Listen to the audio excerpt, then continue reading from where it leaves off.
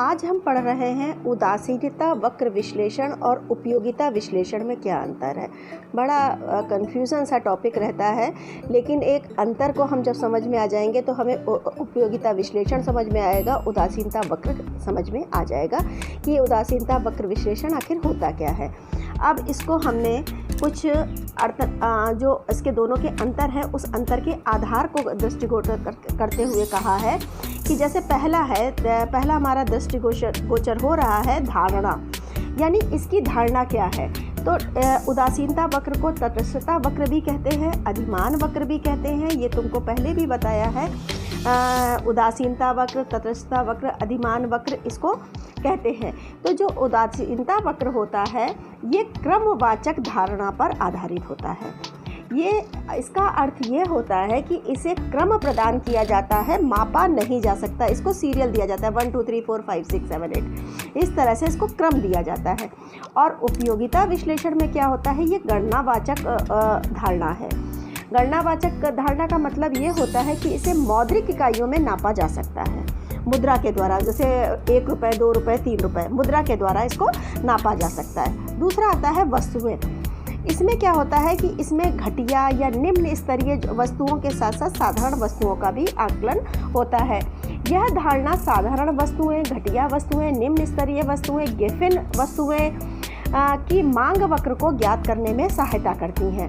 और यह धारणा केवल साधारण वस्तुओं के मांग वक्र को ज्ञात करने में सहायता करती है। फिर आता है तीसरा ह्रासमान सीमांत। ह्रासमान सीमांत जो विश्लेषण होता है ये जो है प्रतिस्थापन की दर पर आधारित है। जैसे ह्रासमान सीमांत प्रतिस्थापन की दर, अगर x वस्तु की मात्रा बढ़ती है, ये हमने करा है, तो x वस्तु की मात्रा बढ़ती है तो x वस्तु की अतिरिक्त इकाई के लिए हमें y वस्तु का त्याग करना पड़ता है। सीमांत प्रतिस्थापन में क्या होता है, हमें इधर की वस्तु बढ़ानी है तो यहाँ की त्याग करनी पड़ेगी, इधर की घटानी है तो हमें इधर की बढ़ानी पड़ेगी। यानी एक वस्तु से हम दूसरी वस्तु को प्रतिस्थापित करने के लिए एक की मात्रा को हम कम करेंगे, घटाएंगे, वहीं पर प्रतिस्थापन होता है। तो त्याग हमेशा करनी पड़ती है। और इसमें क्या होता है कि ह्रासमान सीमांत उपयोगिता पर आधारित है। तो एक उपभोक्ता जो है उपयोगिता की जैसे जैसे अधिक मात्रा में उपभोग करता है, जैसे जैसे वो बढ़ता है, उसकी क्या होती है, सीमांत उपयोगिता हमेशा घटने लगती है। ये तुम लोग को पहले से भी बताया था, पहले भी टॉपिक में डिस्कस कर चुके हैं सीमांत उपयोगिता ह्रासमान कैसे होती है। तो जैसे जैसे हम एक रोटी की इकाई बढ़ाते चले जाते हैं तो हमारी सीमांत उपयोगिता घटती चली जाती है। अगला आता है वक्र ढाल। जो ढाल वक्र का होता है, ढाल कैसा होता है, इसका क्या होता है, सीमांत की प्रतिस्थापन की सीमांत दर अधिमान वक्र का ढलान होता है। प्रतिस्थापन की सीमांत दर अधिमान वक्र का ढलान है। अधिमान वक्र या उदासीनता वक्र या तटस्थता वक्र मूल बिंदु से लगातार उन्नोत्तर होता है। उन्नोत्तर यानी ऐसे होता है, ये उन्नोत्तर होता है। ये जैसे इस तरह का डायग्राम बनाओगे तो ये ऊपर की तरफ होगा, तो ये लगातार उन्नोत्तर होता है जो ह्रासमान प्रतिस्थापन की दर को दर्शाता है। और ये क्या होता है कि ह्रासमान सीमांत उपयोगिता यह दर्शाती है कि सीमांत उपयोगिता लगातार घटती है। जैसे हमने बताया भी, एक रोटी की इकाई, जैसे जैसे हम रोटी की इकाई बढ़ाते हैं हमारी सीमांत उपयोगिता घटती जाती है। ये ह्रासमान सीमांत उपयोगिता के कारण होता है। तो इसका वक्र भी नीचे की तरफ ढलान की तरफ जाता है। शुरू में धनात्मक रहता है, फिर ऋणात्मक भी हो जाता है। पांचवा आता है संतुलन की शर्तें। संतुलन की, उपभोक्ता की संतुलन की अधिमान वक्र की ढलान की क्या होती है, अधिमान वक्र का ढलान इक्वल टू बजट रेखा का ढलान।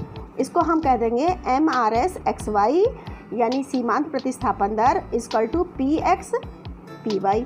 PX यानी X वस्तु का मूल्य, PY वस्तु का मूल्य जो है, ये हमारी सीमांत प्रतिस्थापन की दर इससे निकलती है।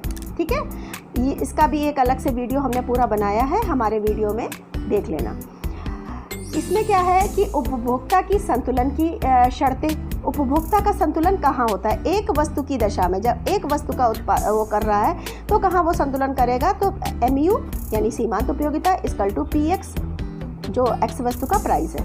लेकिन ये दो वस्तुओं की अगर वो कर रहा है तो कैसे होगा, MUX अपॉन PX, एक एक्स वस्तु की सीमांत उपयोगिता अपॉन एक्स वस्तु की कीमत equal to MUY upon PY। तो y वस्तु की सीमांत उपयोगिता और P यानी y वस्तु की कीमत इक्वल टू MUM, ये उसकी सीमांत उपयोगिता होगी जो कुल मिला के सीमांत उपयोगिता होगी। यानी हम 2 वस्तु का करें, 3 वस्तु का करें, 4 वस्तु का करें, यानी सारी वस्तुओं इक्वल होनी चाहिए, उसकी सीमांत उपयोगिता इक्वल होनी चाहिए। इसका भी वीडियो मैंने एक अलग से बना रखा है, आप लोग जो है वो चैनल सब्सक्राइब करिए और मेरे वीडियो में उसमें देखिए, तो आपको इसका भी एक अलग से वीडियो पूरा मिल जाएगा, इसका भी पूरा वीडियो अलग से मिल जाएगा। घटिया वस्तु, साधारण वस्तु और ये वस्तुएं कौन सी कहलाती हैं, इसका भी वीडियो मैंने अलग से बनाया है। क्रमवाचक और गणनावाचक का अंतर क्या है, ये भी एक वीडियो मैंने बनाया है। आप लोग जो है वो चैनल सब्सक्राइब कर लीजिए और उस चैनल में आपको सारे वीडियो मिल जाएंगे। अब आता है प्रभाव, लास्ट है इसका। यह धारणा में, इसकी जो धारणा है, उदासीनता वक्र विश्लेषण की धारणा में कीमत प्रभाव को 2 भागों में बांटा जाता है, प्रतिस्थापन प्रभाव। कीमत प्रभाव को 2 भागों में बांटते हैं, प्रतिस्थापन प्रभाव और आय प्रभाव। तो कीमत प्रभाव इक्वल टू प्रतिस्थापन प्रभाव प्लस आय प्रभाव।